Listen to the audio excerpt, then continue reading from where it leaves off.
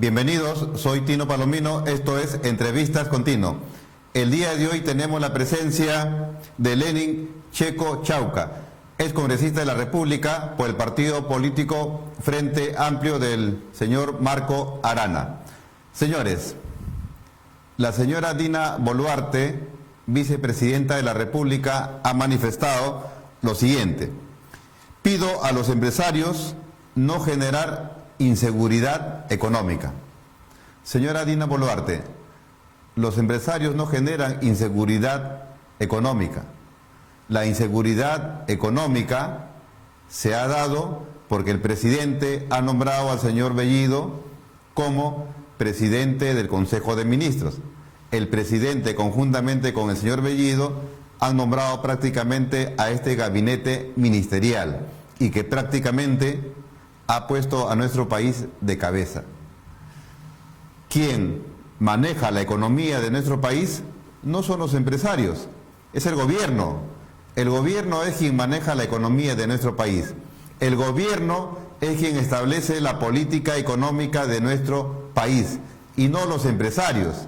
No son ellos los culpables de lo que viene ocurriendo, por ejemplo, con el dólar.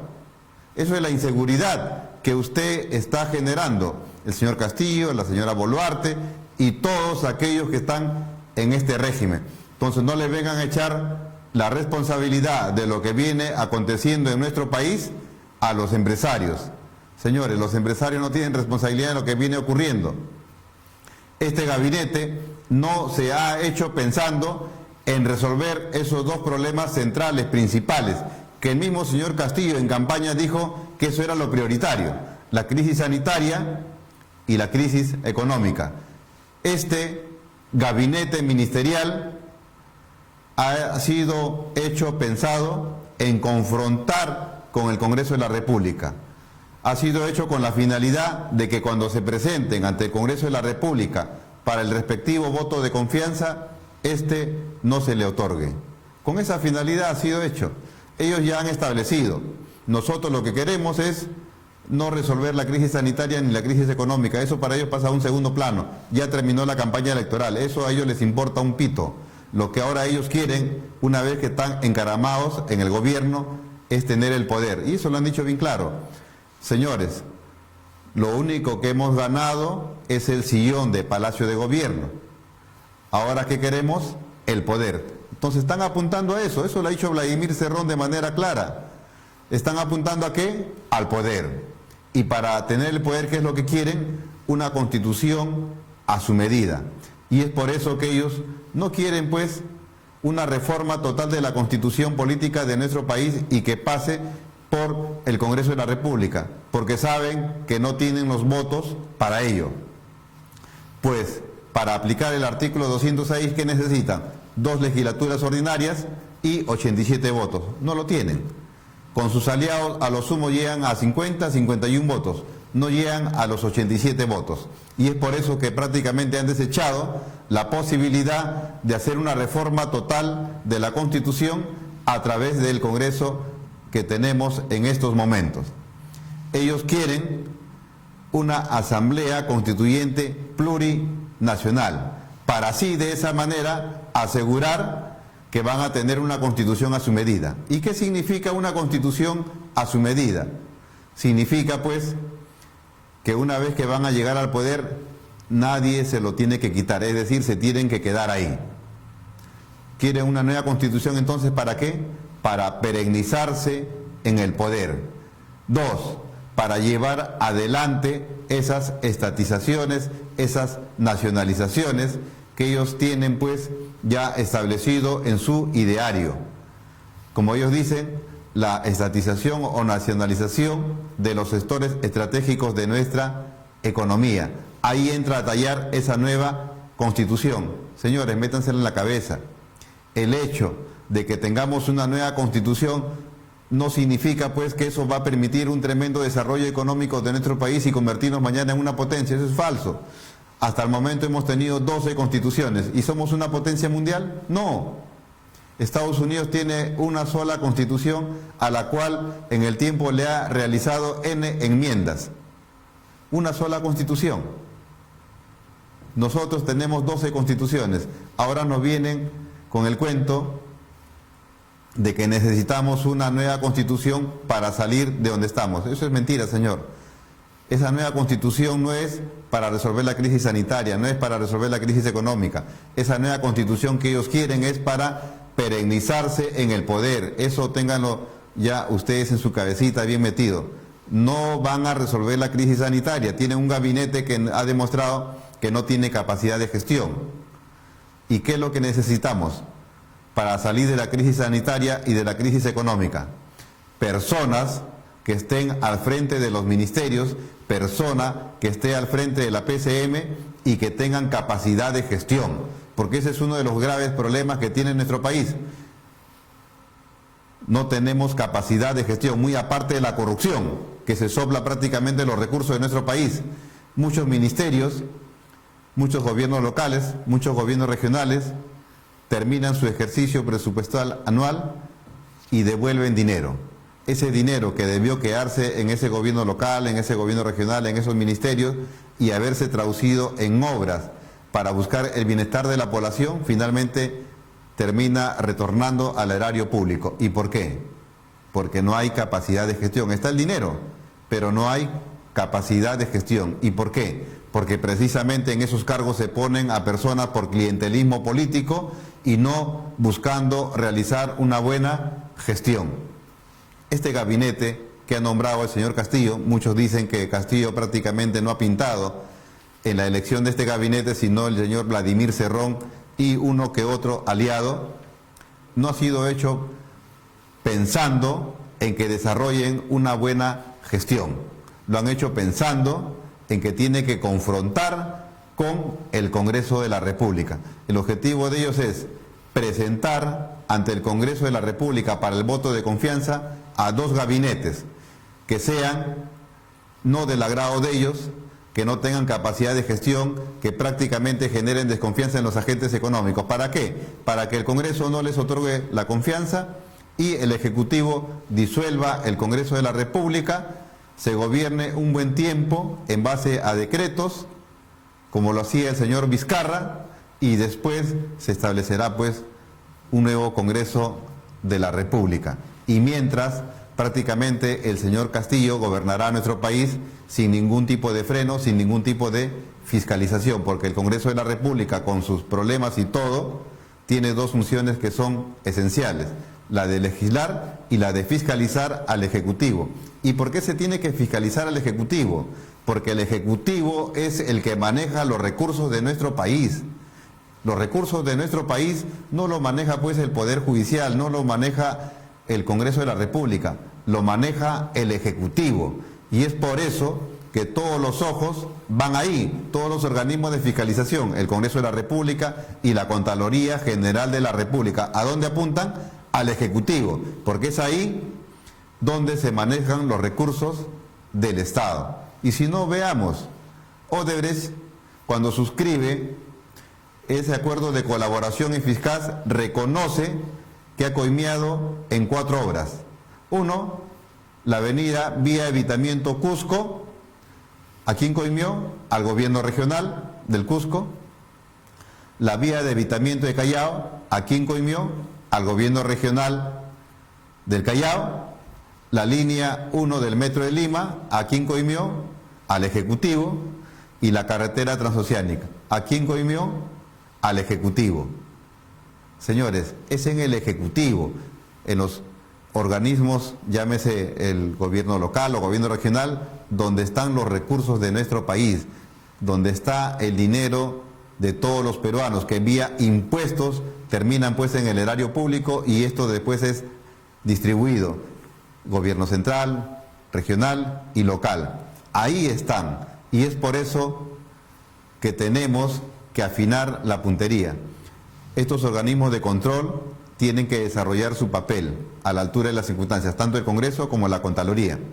Entonces, señores, este gabinete ha sido pensado en confrontar con el Congreso de la República. No ha sido hecho pensando en resolver la crisis sanitaria y la crisis política, la crisis económica de nuestro país. Y eso lo dicen diversos analistas. tanto de la izquierda como la derecha, porque en este gabinete ha primado principalmente las fuerzas de izquierda, sobre todo la más radical, e incluso ya se había avanzado bastante en la conformación de los gabinetes, la alternancia, hombres y mujeres, y sin embargo en este gabinete prácticamente la mujer ha sido relegada. Tal parece que los señores de Perú Libre son misóginos porque no la quieren pues a la mujer. Está ahí la señora Dina Boluarte porque es la vicepresidenta, y la otra personita la ha puesto pues la señora Verónica de Perú Libre. Entonces, señores, tenemos un gabinete que no está hecho a la medida de resolver los problemas de nuestro país. Por lo tanto, señora Dina Boluarte, no son los empresarios los que generan la inseguridad económica en estos momentos.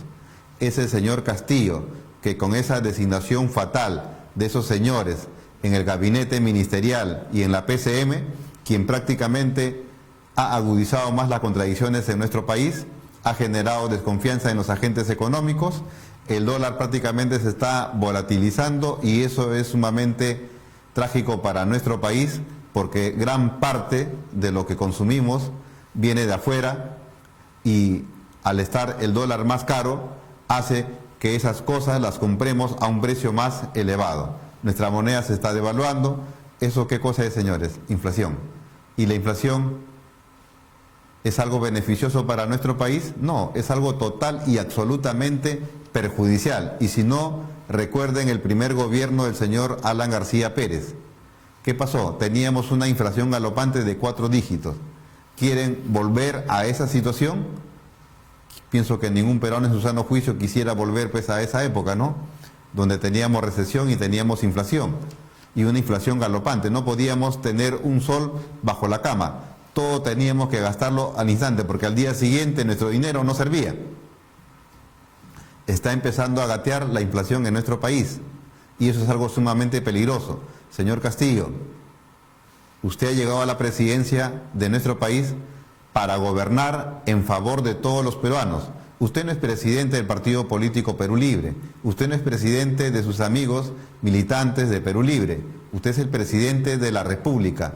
Tiene usted que pensar en esos millones de peruanos que confiaron en usted, pero no confiaron para que usted haga lo que está haciendo. Estoy seguro que si se abre un nuevo proceso electoral y usted postula, no llegaría a sacar el 50%.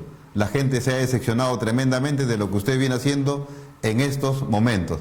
Tanto se llenó la boca de pueblo, pueblo, pueblo, pueblo, y ahora que está en el gobierno, el pueblo pasó a un segundo plano y en un primer plano está el ideario de Perú Libre. En un primer plano está el señor Vladimir Cerrón. En un primer plano está que todos los órganos de nuestro país tienen que ser manejados por su gente. ¿Y dónde está el compromiso que usted dio que este tenía que ser un gobierno de todas las sangres? Que este tenía que ser un gobierno en el cual tenían que estar los mejores técnicos de nuestro país, no importando su ideología. ¿Dónde quedó eso?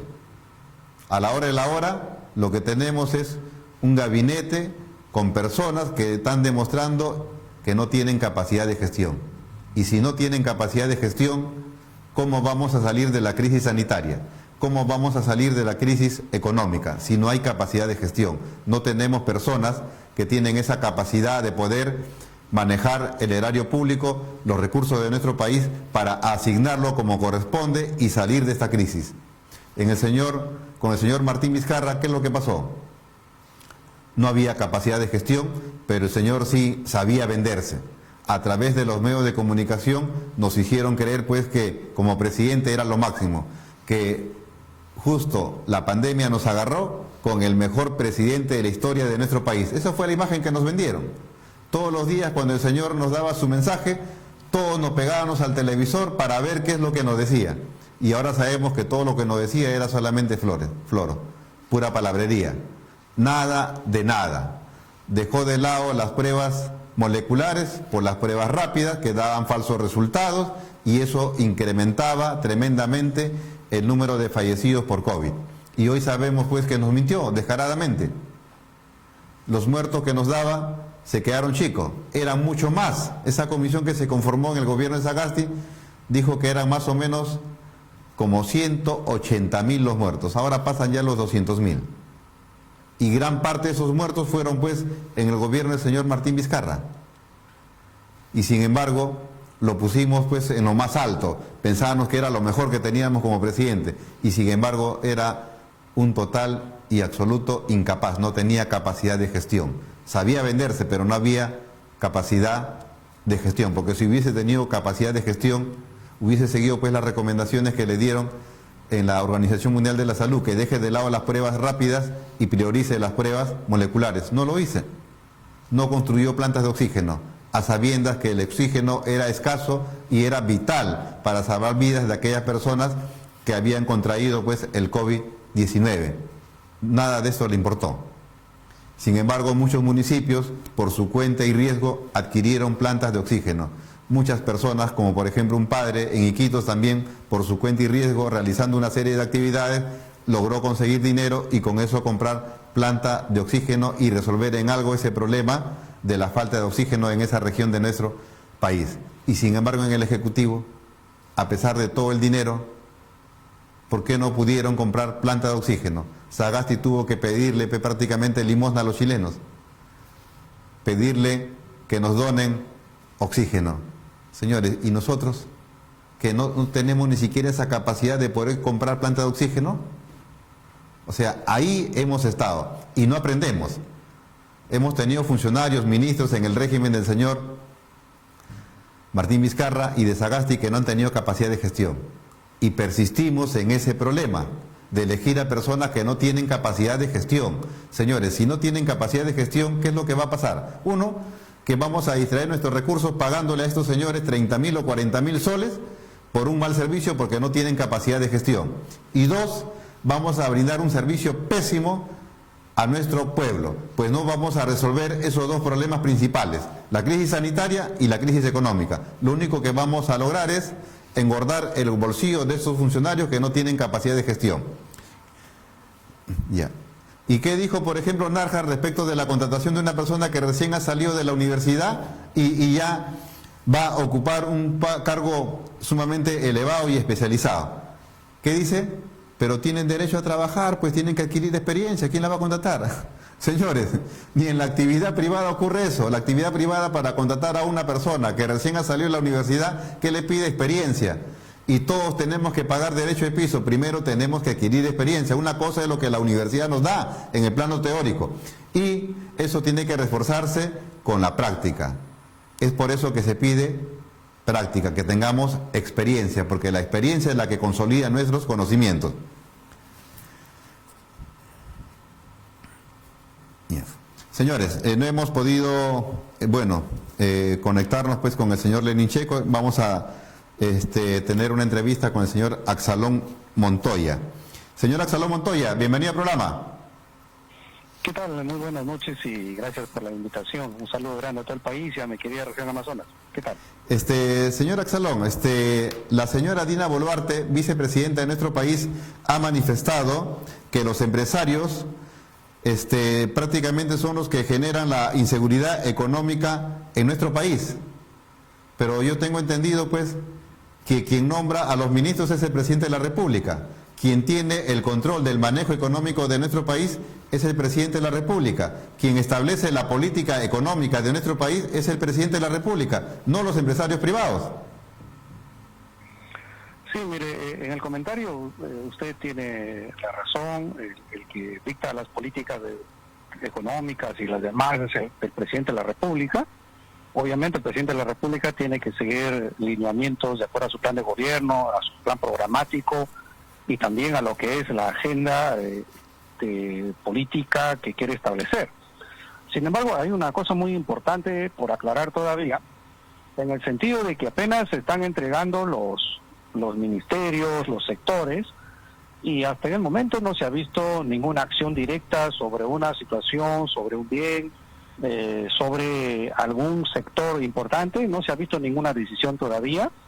Esperemos que en la sesión del Consejo de Ministros que se ha tenido se hayan tomado decisiones.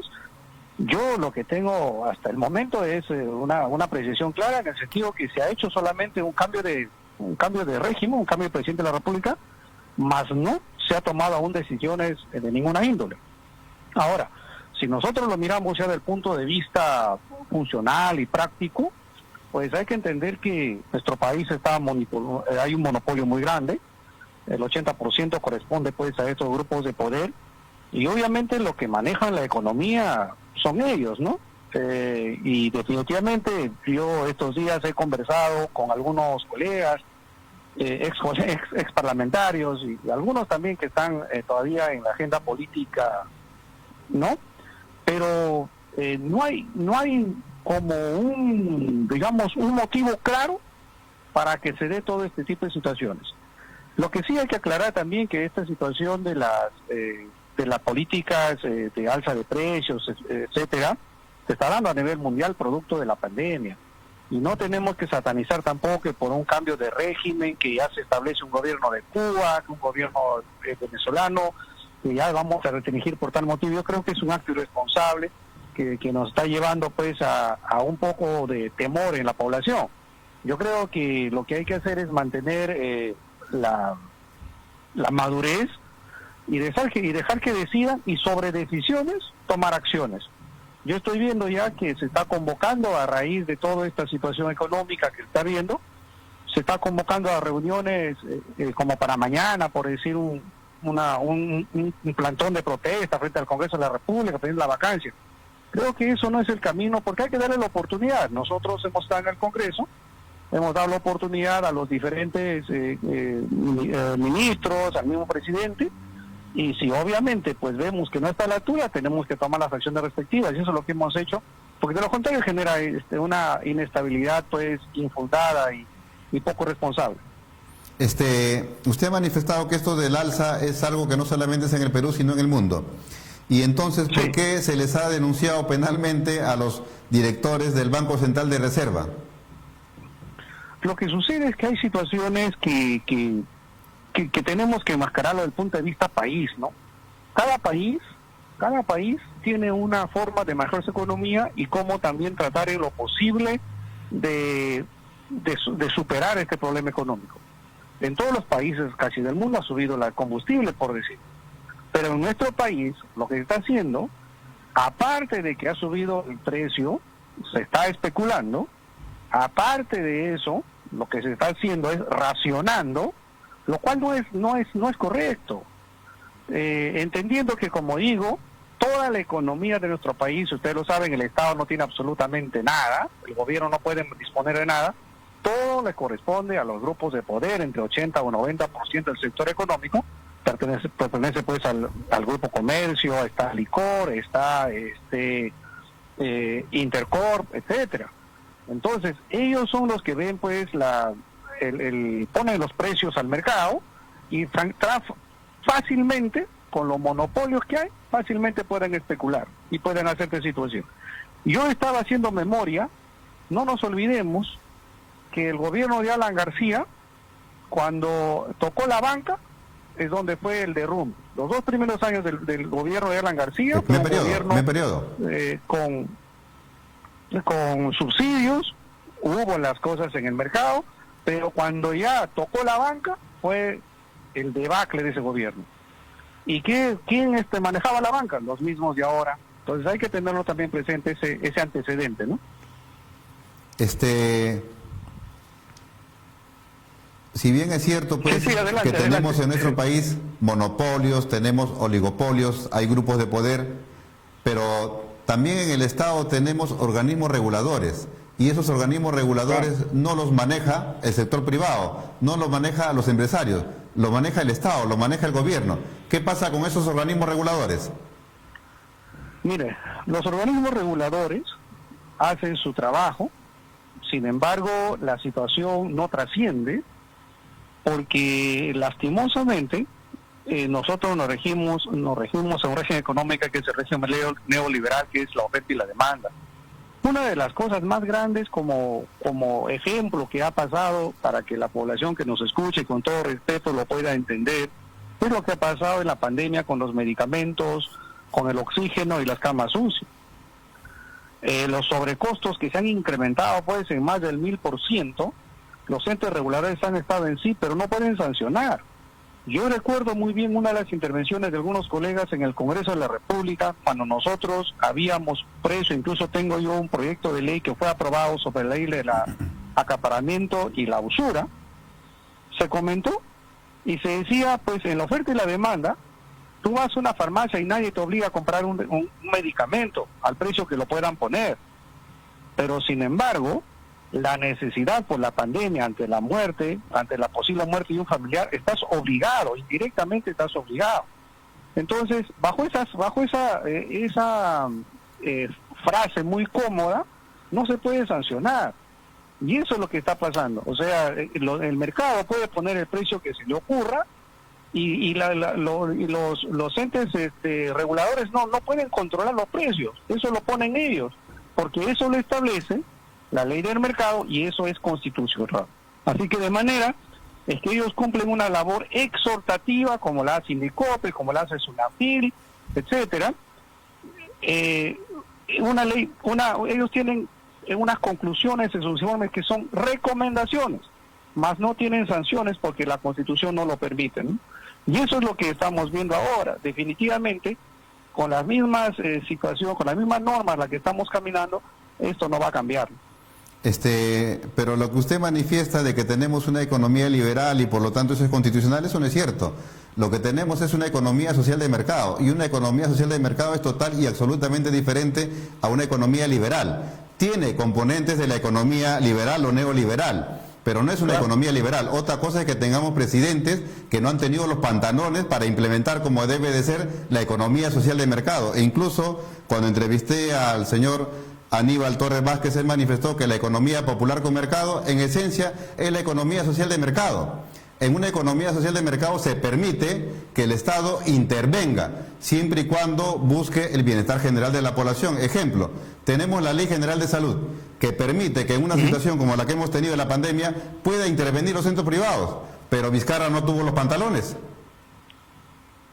Claro, ahí hay un detalle muy importante, que desde el Congreso nosotros generamos las normas y las leyes, incluso para declarar la salud en emergencia en el país. Sin embargo, el presidente Vizcarra lo había observado esa ley con el afán de que dentro de una pandemia o dentro de una situación tan difícil como está, el Estado pueda intervenir en la fijación. El problema es que el Estado lo que vigila es el curso de la economía, pero no puede controlar precios. Los precios lo establece el mercado, pero eso está en relación a que lo pongan. Obviamente que si nosotros hablamos de artículos de primera necesidad, eso siempre va a estar sujeto a buena voluntad de los grupos de poder, porque obviamente es una necesidad que no vas a dejar de comprarlo. Entonces eso también es una situación que hay que analizar. Obviamente tenemos un Estado débil que no ha funcionado durante sus últimos años y esperemos pues que se tomen algunas medidas correctivas. Obviamente la esperanza es que se cambien los funcionarios, porque los funcionarios que yo he visto durante estas 2 décadas que me estoy mirando la política, prácticamente están enquistados en todos los ministerios también, y ellos son parte de esta situación que hacen que las normas y las leyes no se cumplan también. Si bien es cierto que nuestro país ha crecido desde el punto de vista macro, también es cierto pues que el Estado ha fallado en la redistribución de la riqueza, y pienso que por 2 factores. Uno, la corrupción, que se sopla al año, como dice la Contraloría, 23.000 millones de soles.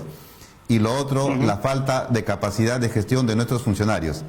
Muchos gobiernos locales, regionales e incluso ministerios devuelven dinero al erario público, y dinero que debió de haberse invertido en favor precisamente de esos sectores necesitados para resolver problemas de agua, desagüe, de luz, carreteras, buenas postas, buenos colegios.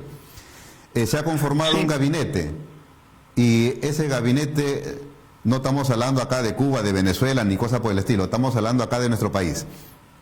La verdad que con ese gabinete prácticamente no se garantiza resolver esos 2 problemas principales que todos los candidatos ofrecieron: la crisis sanitaria y la crisis económica. ¿O usted piensa que este gabinete garantiza la solución de esos problemas? Mire, aquellos que ya estamos inmersos en la política y desarrollamos ya parte de gestión, ya nos damos cuenta de cómo se presentan las situaciones. En primer lugar, usted lo ha dicho claramente, el gran problema de nuestro país es la corrupción, en todos los niveles, en todos los sectores. Y una de las situaciones que no permite que nuestro país despegue es una descentralización que no se ha terminado. Hasta ahora hay muchas deficiencias, y eso hace que muchas de las regiones sean los feudos del gobierno regionales, y son aquellos que permiten, con todas sus normas y sus procedimientos, vulnerar la ley y hacer pues de ellos un feudo donde todo el mundo que está en la función pública se enriquece. Nosotros que hemos andado en nuestra semana de representación y nuestro papel de fiscalización, hemos visto pues enormes deficiencias, enormes actos de corrupción que hemos canalizado por la Contraloría, muchos de ellos están en la Fiscalía, y bueno, un tema burocrático que es que demora pues para ver las sanciones efectivas como uno quisiera. De manera que eso no va a permitir caminar.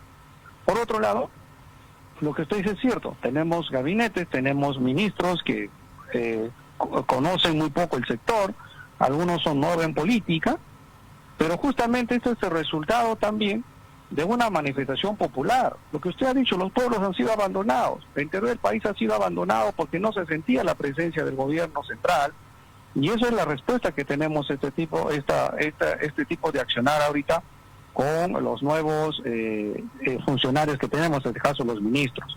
Ahora, si bien es cierto, son jóvenes, quizás con poca experiencia, pero para eso también existe un equipo. Hay un equipo de gabinete, un equipo de asesores que pueden hacer bien su trabajo, y si ellos siguen un plan programático ya propio del presidente de la República, entendiendo que claramente lo ha dicho el señor Castillo, cuando hemos ido a poner a conversar, un ministro no va a llegar a hacer lo que realmente el ministro se le ocurra, sino que va a llegar a cumplir el plan de gobierno del presidente de la República.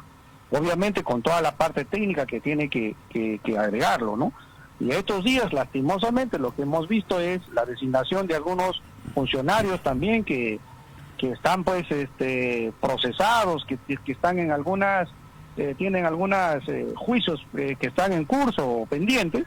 Esperemos que eso, nosotros desde Frente Amplio hemos hecho llegar nuestra preocupación al presidente de la República para que estos funcionarios pues sean separados, aquellos que tienen estos actos, ¿no? De lo contrario, tenemos que esperar que por lo menos darle chance, como se dice, de unas semanas para ver cómo se desempeñan hasta que el Congreso evalúe el voto de confianza. Uno de los problemas, como le manifesté, era la corrupción. Y si vemos que un gobierno no tiene la intención de combatir la corrupción, la verdad que en ese aspecto no va a hacer absolutamente nada. Porque si uno quiere luchar contra la corrupción, no solamente, como dice la Biblia, hay que ver la paja en el ojo ajeno, hay que ver también dentro de nosotros, ¿no? Por ejemplo, en estos días, el alcalde de Independencia, un distrito limeño, está envuelto en actos de corrupción, peculado, colusión, lavado de activos, ¿no? Habían trabajadores fantasma que han sido contratados, ha habido toda una pericia y se ha determinado que efectivamente esa firma no le corresponde a los supuestos contratados y tampoco ellos habían cobrado. Hace poco la televisión también ha revelado los actos de corrupción al interior de Salud, donde se han estado en plena pandemia comprando productos sobrevalorados. Millones de soles han estado en juego. Mientras millones de peruanos perdían su empleo, estos sinvergüenzas estaban preocupados en robar. La señora Magali fue condenada, y eso fue la primera vez que se dio en la historia de nuestro país, por una querella que le entabló el señor Paolo Guerrero, terminó presa. El señor Vladimir Cerrón ha sido sentenciado por corrupción, 4 años y suspendida. El señor Burgos le dieron 17 años, 17 años suspendida. ¿Qué es lo que pasa en este país? Es más grave una querella que solamente afecta a una persona que la corrupción. ¿Qué es lo que pasa con la justicia de nuestro país? Y cuando el señor Castillo le decían sobre eso, decía, no, corrupción, el señor Cerrón no ha sido condenado por corrupción, la corrupción lo ha condenado. Sí, mire, hay muchos detalles por analizar, en verdad. Yo se lo digo, como digo, con todo respeto y cariño a la población y a los que lo escuchan. Es decepcionante el no ver los resultados de lucha contra la corrupción inmediata. Es más, o sea, esto viene de años, que está tan bien organizada en los diferentes sectores que prácticamente es imposible luchar en corto tiempo. En el año y medio que nosotros hemos tenido, no veíamos resultados en el momento, porque hay un detalle muy importante que se llama pues el debido proceso. Y en ese debido proceso hay una serie de situaciones que se presentan, porque también hay que decirlo, hay corrupción en el Ministerio Público, en el Poder Judicial, y todo se archiva. Y eso no es una cosa de ahora, es una cosa que viene de hace mucho tiempo, ¿no? Ahora, yo lo que he visto es que corrupción hay en todo nivel, ¿no? Querer de un día para otro limpiarlo suena imposible. Yo creo que el presidente de la República lo que tiene que hacer, mostrar, porque hasta ahora no hemos visto un accionar, mostrar realmente que pueda por lo menos tener un discurso, un mensaje a la nación, hablar de cuáles son los resultados inmediatos que espera, porque tampoco el poder sancionador no depende del presidente de la República, eso depende del Ministerio Público y del Poder Judicial. Entonces ahí es donde tenemos que trabajar, y obviamente sus ministros tendrán que trabajar en ese camino, pero queremos ver por lo menos gestos, y usted lo ha dicho, ¿no? Queremos ver gestos y queremos ver con estos personajes que están saliendo a la luz que hay un accionar directo, ¿no? De lo contrario, tal parece que vamos a seguir a la misma situación. Esperemos, como digo, son muy pocos los días todavía, demos la oportunidad, por lo menos, como se dice siempre, esperar los 100 días, que es el día de evaluación, para ver cómo hemos avanzado. Para ir terminando la entrevista, en el gobierno del señor Martín Vizcarra tuvimos pues prácticamente una lucha a muerte entre el Congreso de la República y el Ejecutivo, y ya sabemos todos en qué terminó: la disolución del Congreso y posteriormente la vacancia del señor Martín Vizcarra. Y tal parece que se viene un nuevo enfrentamiento entre el Congreso de la República y el Ejecutivo. Y ahí los que van a perder no son los congresistas ni el Ejecutivo, los que van a perder somos nosotros, el pueblo. Al respecto, ¿qué opina? Sí, mire, a mí me da mucha pena todo lo que está pasando, porque hay que entender también que uno llega al Congreso con la más buena voluntad, pero ahí también hay muchos colegas congresistas, lo he dicho yo en el Parlamento y lo puedo repetir sin temor, es que muchos llegan y son delegados de sectores o se representan a ellos mismos. Y no, en verdad se olvidan de la población que le eligió, se olvidan de su pueblo, se olvidan de todo, solamente existe para el discurso. En los días antes de nosotros dejar el cargo, ya se escuchaban las voces y las opiniones de muchos colegas congresistas donde se decía y se auguraba pues una situación de conflicto. ¿Quién se baja a quién? O sea, hay una corriente, incluso desde el Congreso se planteó el cambio de la Constitución sobre el voto de confianza, que no progresó, ¿no? Porque se veía pues que o el presidente cierra el Congreso o el Congreso lo vaca al presidente. Yo creo que eso es un acto muy irresponsable, porque acá lo que se tiene que hacer desde el equilibrio de poderes es, como está haciendo ahora, es conversar sobre la mesa, ver puntos en común, ver qué es ejecutable y qué no es ejecutable en nuestro país, y empezar a caminar. De lo contrario, esto va a ser, la historia se va a repetir tal cual como usted lo ha mencionado, como el expresidente Vizcarra. Y eso ya estamos cansados. Otros 5 años más de incertidumbre creo que no nos lleva a nada bueno. Señora Axalón, le agradecemos su participación en el programa. Será pues hasta otra oportunidad. Muchas gracias. No, muchas gracias a ustedes, buenas noches. Gracias, bendiciones, a cuidarse por favor. Gracias. Señores, a continuación los invito a visualizar un video que hemos preparado a ustedes respecto del gabinete de nuestro país, gabinete ministerial.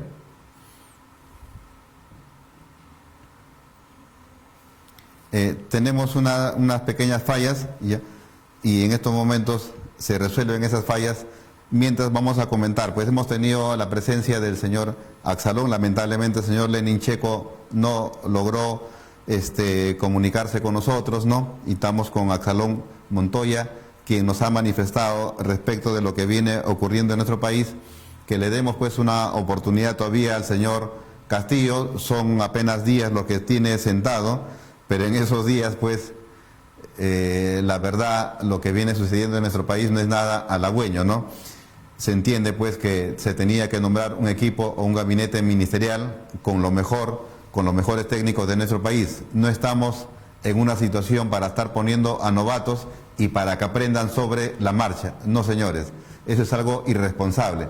Podríamos ponerlo, pero en puestos menores, no en puestos de jerarquía, en puestos de donde se tiene que tomar decisión. Ahí tiene que estar pues gente experimentada, técnicos que tengan capacidad de gestión. Las personas que no tengan capacidad de gestión, que todavía no tengan la experiencia requerida, pueden estar en el Ejecutivo, pero no en esos altos puestos de gobierno donde tienen que decidir. Tienen que estar, pues, empezar como todos. ¿Dónde empezamos todos? Desde abajo. Sí. Entonces, señores, eso es algo esencial. Eso es algo esencial.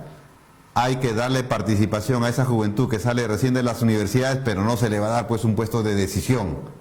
Se le tiene que dar un puesto donde él aprenda y no comprometa los recursos del Estado. Señores, ahora sí, tenemos el video respecto de lo que opina la gente sobre este gabinete ministerial. Hola amigos de La Verdad Noticias, nos encontramos en estos momentos en la Plaza San Martín, donde junto con el equipo de producción vamos a recolectar la opinión de nuestros hermanos peruanos acerca del gabinete ministerial que ya ha juramentado días anteriores y recaudar su opinión de si están de acuerdo con la decisión que tomó el actual presidente del Perú, Pedro Castillo, de poner, por ejemplo, a Guido Bellido como premier de este gabinete. Coménteme cuál es su opinión, especialmente del premier que es Guido Bellido. Buenas tardes ante todo, señorita. El premier Guido Bellido, bueno, ha sido un estudiante eterno de la Universidad San Antonio de del Cusco, estudió, me parece, ingeniería eléctrica. Un hombre que es prosenderista, que hace loas a la camarada Edith Lagos, una terrorista yacuchana sanguinaria. El tipo este no debería ser premier porque está con procesos por apología al terrorismo y sus vinculaciones con Sendero Luminoso le deberían impedir formar parte del gabinete ministerial y menos del premierato, porque las personas vinculadas con el senderismo no pueden estar en el Comité de Defensa y de Inteligencia. Entonces eso le inhabilita para ser premier. Por supuesto, Guido Bellido es un hombre del pueblo. Es un hombre que en su primer acto de gestión va a las Bambas y soluciona el problema de la huelga minera. La derecha está llorando porque no le han puesto un sirviente de ellos, igualmente los grupos de poder. Y así, el personal que ponga Pedro Castillo lo van a cuestionar, lo van a terruquear, porque no va a defender sus intereses. Es el momento del cambio. Y Pedro Castillo encarna el cambio de que todos los peruanos pedimos. Así que siga llorando la derecha, que siga llorando Keiko Fujimori, que no le van a poner a sus sirvientes de turno. Ahora el pueblo se va a poner en esos puestos claves para el Estado peruano. Bueno, yo pienso que esa persona es menos indicada de que debe estar como premier, ¿no? Ahí menos, porque con todos los antecedentes que he escuchado que él tiene, ¿no? Él debería de dar un paso al costado, ¿no? Ser consciente de que la gente no lo quiere, la mayoría no lo quiere y verlo en ese puesto, ¿no? Para mí está bien. ¿Por qué? Porque si el presidente electo no puede elegir a un primer ministro y el partido no puede elegir a un primer ministro, no sé dónde estamos. En todo caso, cada cual, pues, ¿no? Que se haga elegir sin partido, sin ningún programa. O sea, yo pienso que el presidente debe tener una elección, debe tener su gente de confianza. Yo pienso que el señor que está de premier ahorita es una persona de confianza que le da garantías al gobierno. Pero si lo va a poner a un premier de agrado de los periodistas, de agrado de los opinólogos, ¿dónde estamos? Varias personas que han sido entrevistadas aquí en la Plaza San Martín consideran que ha sido una buena elección por parte del presidente Pedro Castillo colocar a Guido Bellido como premier del gabinete ministerial, mientras que otros consideran que pudo haber optado por otra persona indicada y con más experiencia. Entonces, ¿considera que Guido Bellido podría realizar una buena gestión en este tiempo? Exactamente. ¿Por qué? Porque él es el que le garantiza al partido y al presidente lo que va a hacer. Si no, ¿quién me va a garantizar? Yo soy presidente. Veo que él es una persona que está de acuerdo con el programa, que está de acuerdo con la ideología del partido, debo ponerlo a él. Nosotros ya conocemos a los antiguos vendepatrias y corruptos de todos los tiempos. Entonces nosotros, nueva gente es mejor, porque en realidad ya estamos cansados de toda esta gente corrupta que siempre se llevan la plata, y aparte de eso son corruptos. Ellos no tienen calidad moral, para estar criticando. Déjalo que gobierne, veremos qué pasa de aquí a 1 mes, 2 meses, 3 meses, ya será claro. Se le saca porque el pueblo no está durmiéndose, el pueblo sabe quién es, cuál es los nuevos gobiernos. Muy bien, amigos de La Verdad Noticias, hemos concluido con las entrevistas aquí en Plaza San Martín, donde hemos podido escuchar opiniones diversas acerca de la elección que hizo Pedro Castillo de colocar a Guido Bellido como premier del gabinete ministerial.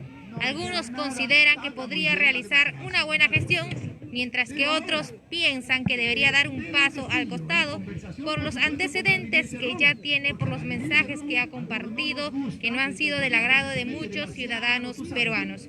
Informó Isabel Rivera para La Verdad Noticias.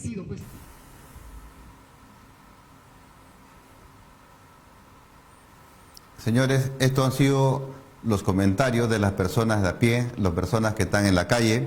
Como ustedes han podido ver, personas que están a favor del gabinete y personas que están en contra del gabinete. Si bien es cierto que solamente son días que está gobernando el señor Castillo, pero también es cierto que hay personas que en realidad no merecen tener el cargo en el cual han sido colocados por el señor Castillo. Lo que está en juego, señores, es algo sumamente grave. Es resolver la crisis sanitaria y la crisis económica de nuestro país. Señores, eso ha sido todo por hoy. Nos vemos el día de mañana en el mismo horario. Compartan este video a través de las redes sociales. Muchas gracias.